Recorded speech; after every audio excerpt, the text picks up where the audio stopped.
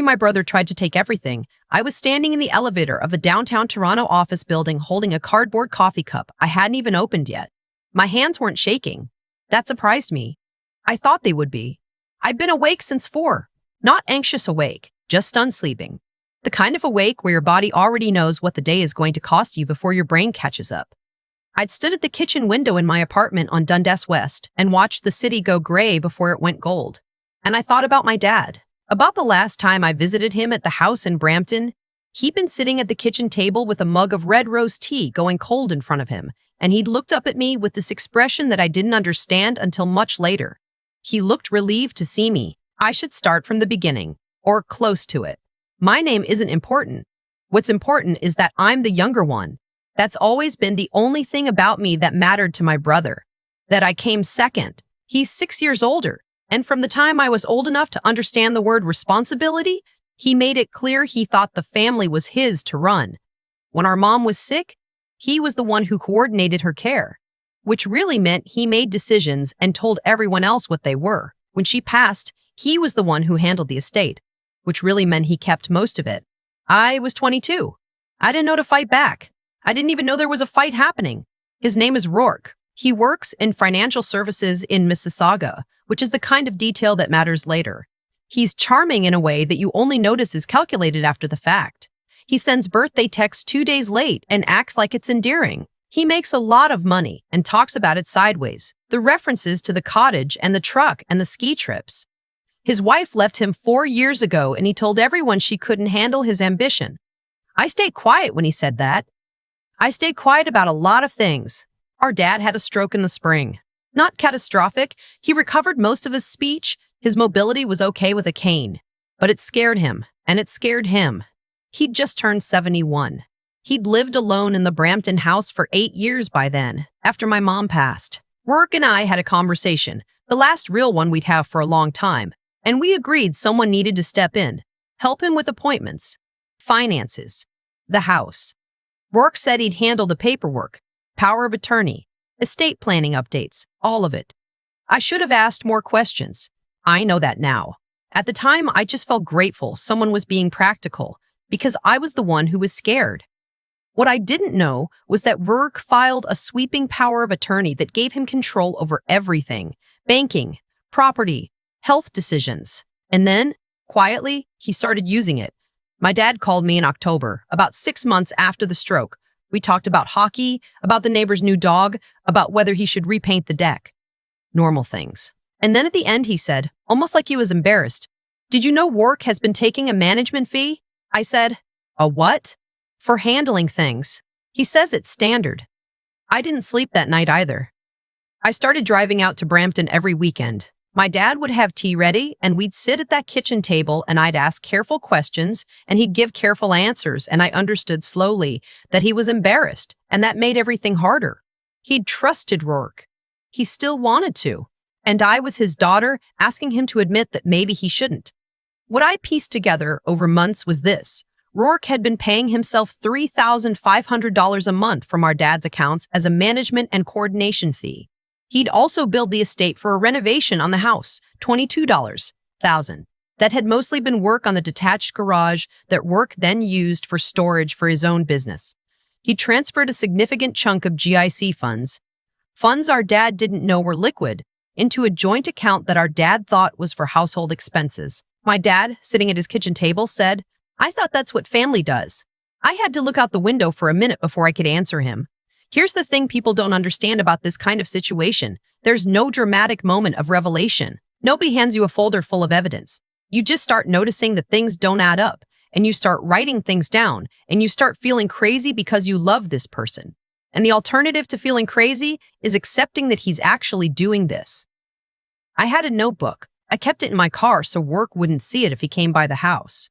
I wrote down dates, amounts, account numbers my dad read out to me from statements Rourke had stopped sending him directly. I drove home from Brampton on Sunday nights with a headache that sat right behind my left eye, and I'd sit in my parking spot with the engine running and just breathe for a few minutes before going inside. I didn't tell anyone what I was doing. I couldn't. If Rourke found out I was asking questions, he'd cut my access off, to my dad, to information, to everything. I had to wait. The thing that broke it open wasn't in a notebook. It was an email. My dad had an old laptop he barely used. He'd gotten it when my mom was sick, so she could video call the grandkids, and after she passed, he mostly used it to check hockey scores. I was setting it up with a proper antivirus one Saturday afternoon when I found, not snooping, just going through the desktop to organize, a thread of emails between my dad and Rourke from 8 months earlier. Rourke had sent a PDF, a fee disclosure document. It was formatted to look official, with headers and a footer and everything, and it outlined his compensation structure for managing our dad's affairs. At the bottom, there was a signature line. My dad's signature was on it. My dad, sitting 2 rooms away making tea, had no memory of signing anything like that. I took photos of every page with my phone. I didn't say anything.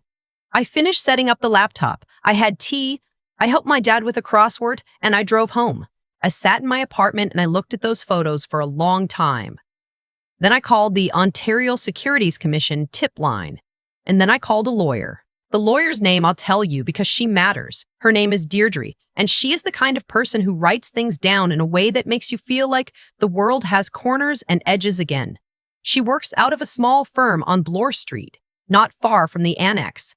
I found her through a legal aid referral, which is how I know she's actually good. Legal aid referrals don't go to people who aren't. She told me what I was looking at.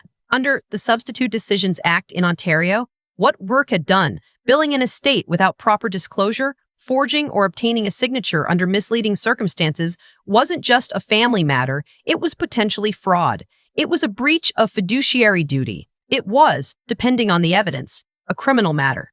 She said, "You've been keeping a record?" I gave her the notebook. She looked at it for a long time. She said, "Okay." I understood that word contained a lot.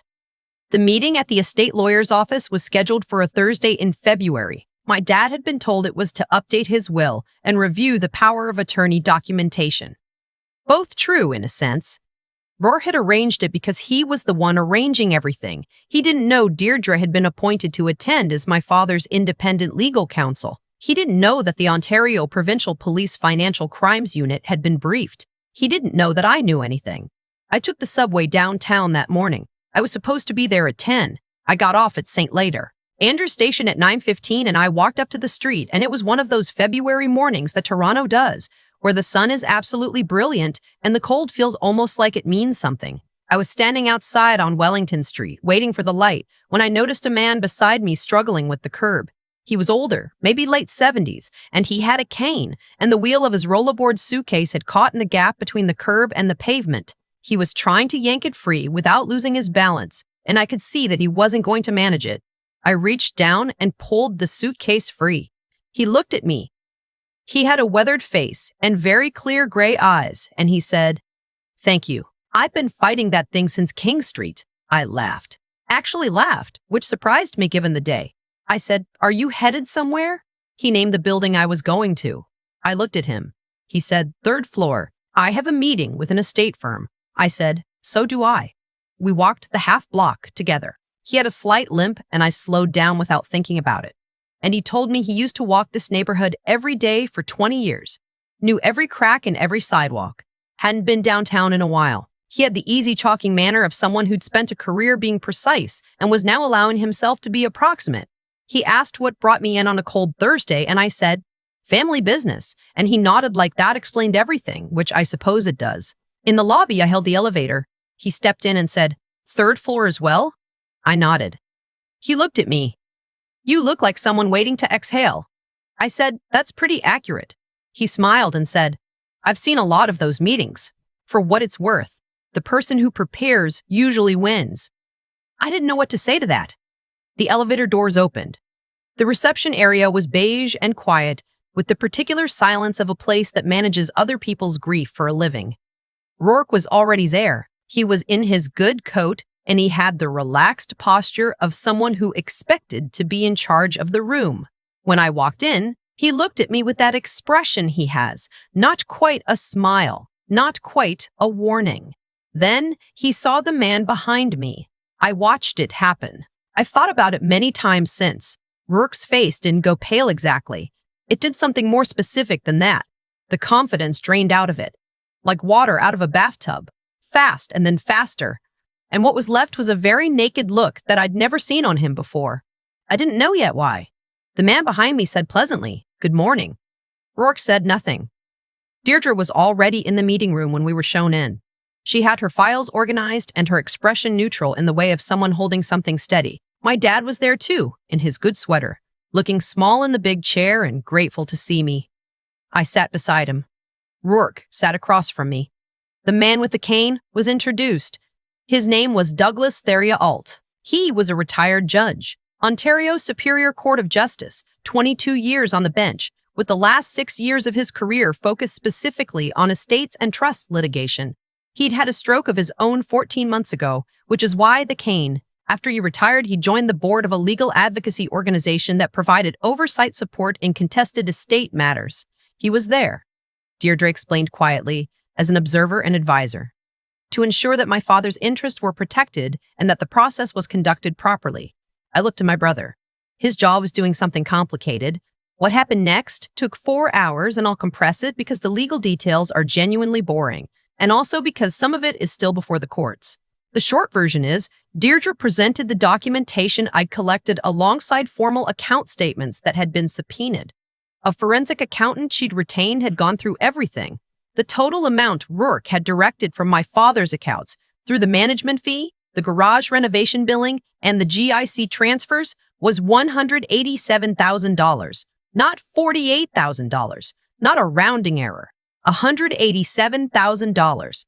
My dad sat very still when that number was read out. Rourke's lawyer, a man from his firm who'd clearly been brought in as a precaution and was clearly not prepared for this, attempted several things. He suggested the fee disclosure document was legitimate.